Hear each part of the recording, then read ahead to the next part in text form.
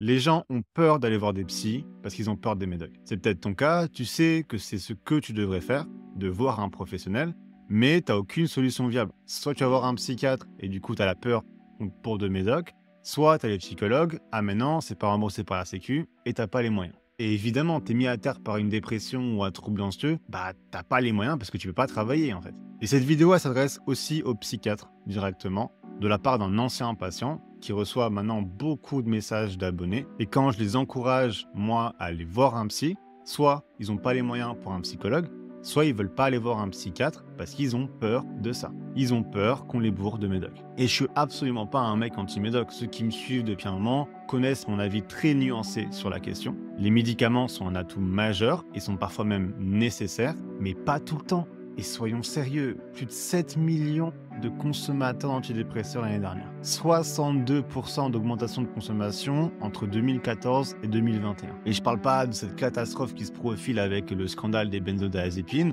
où la courbe de prescription commence de plus en plus à tracer la même courbe que la crise des opiacés des années 90. Mon but, c'est vraiment pas de mettre tout le monde dans le même sac. J'ai aussi parfaitement conscience qu'une grosse partie de cette overprescription vient des médecins généralistes qui font n'importe quoi et qu'il y a des psychiatres formidables parmi vous qui dédient leur vie à aider les gens. Ça, petite parenthèse, si t'es patient, ne t'arrête pas après une mauvaise expérience. C'est un processus. Redonne une chance à un autre professionnel jusqu'à trouver le bon. Et tu trouveras le bon. Mais monsieur et madame de l'ordre des médecins, on ne peut pas continuer à ignorer le problème comme ça. L'allopathie a dégénéré à un point où les gens ne veulent plus vous voir.